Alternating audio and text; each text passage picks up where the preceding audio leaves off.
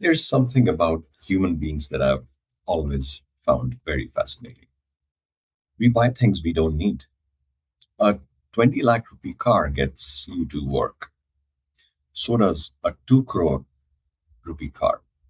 A 20,000 rupee watch tells the same time as a 10 lakh rupee watch.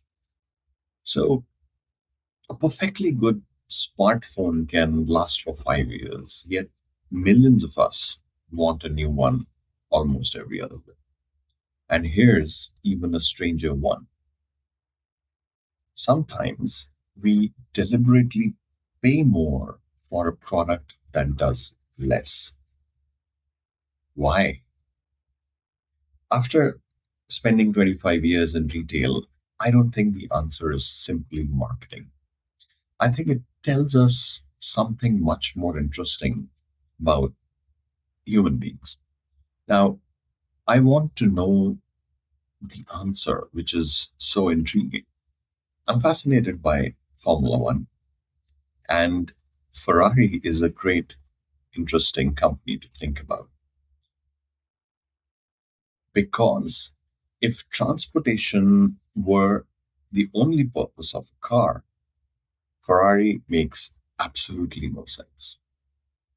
People aren't buying transportation, they're buying engineering, right? They're buying a piece of history, right? It's not just about the car.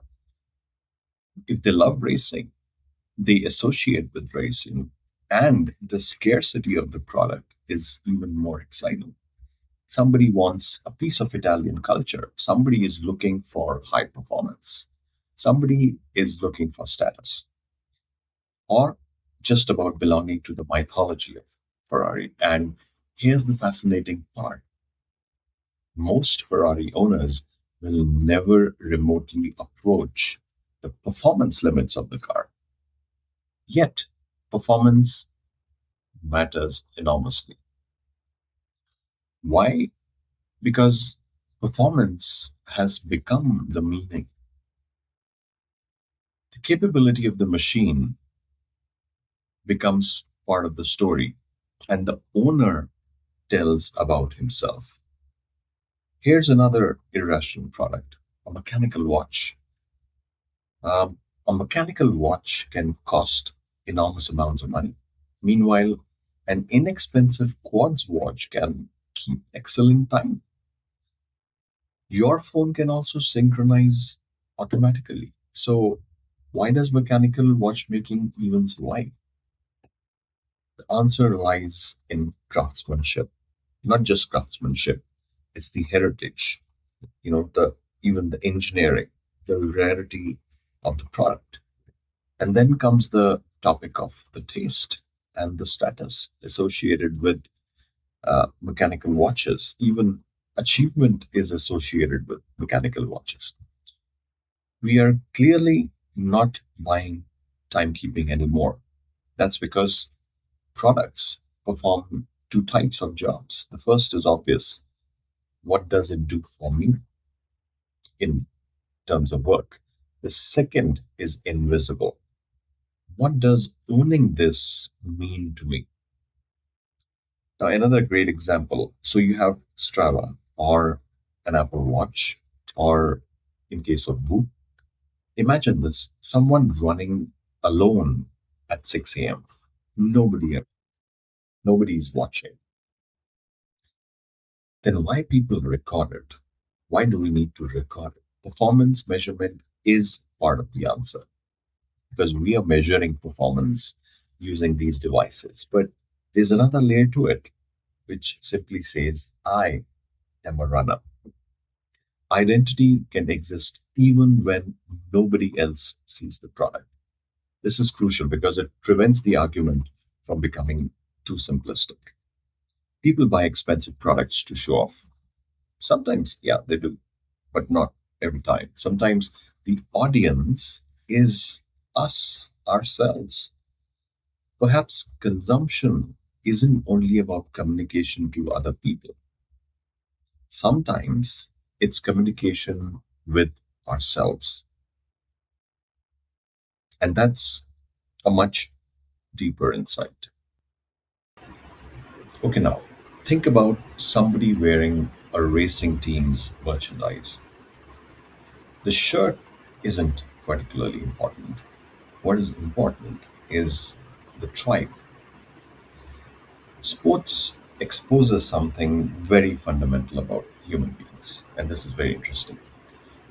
We desperately want to belong, right? And we see that we seek national teams, we look at football clubs, we fascinate ourselves with F1 teams. There are motorcycle communities we belong to, universities we associate with. There is huge music fandoms which people recognize with, and even technology ecosystems. Consumer behavior starts looking very different when you stop seeing customers as buyers and start seeing them as human beings searching for belonging. Apple understood something beyond specifications.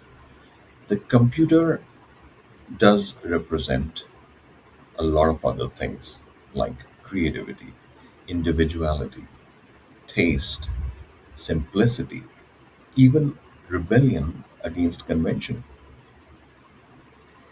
Specifications can be copied very easily, but identity is much harder to copy. Competitors can match the RAM, or they can match the processors you use, the screen resolution of your product, or even all the features of your product.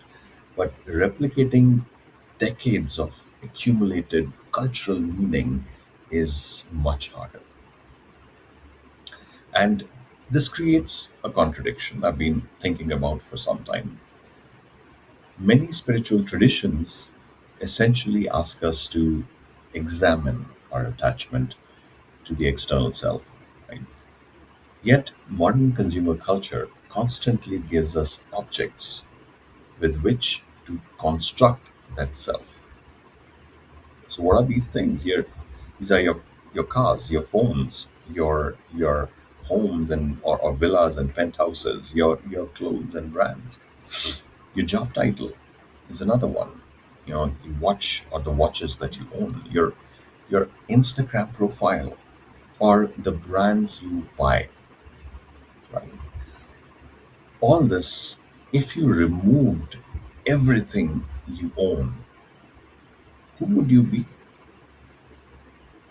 That's a very tough question to answer. I'm not suggesting possessions are bad. I build consumer businesses, so that would be a slightly strange argument for me to make, but I'm fascinated by why objects become psychologically attached to your identity. We use mental shortcuts, we seek social proof, we compare ourselves with reference groups, and that happens all the time. We value scarcity for some reason. We seek for belonging and we construct narratives about ourselves. So purchasing becomes partly functional and partly psychological.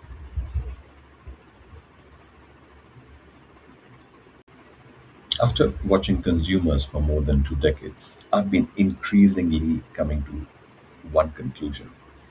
We don't simply buy products, we buy identities.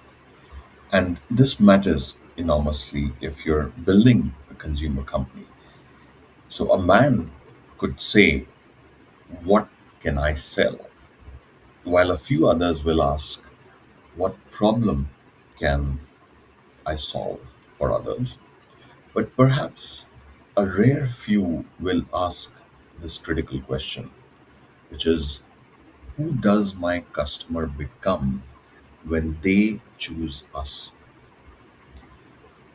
Like several examples, Nike is associated with athlete, Lego is creator, Patagonia is related to responsible adventure. A Ferrari means performance, and a Rolex is all about achievement. In case of Apple, it's creative individual. And Harley Davidson is an example of freedom and rebellion. Now, this is one of the questions I'm increasingly asking as I build my own companies. So, why does somebody buy the 2 crore rupee car? Why the mechanical watch? Why are you recording your morning run? Why wear the colors of some racing team? And why choose one phone over 20 others who essentially probably do the same job? Because products live in a physical world, but brands live somewhere else. This is a very important distinction. They live in the stories we tell ourselves about who we are. And perhaps the most interesting question isn't why we buy, right? The better question is, who are we trying to become when we buy these brands?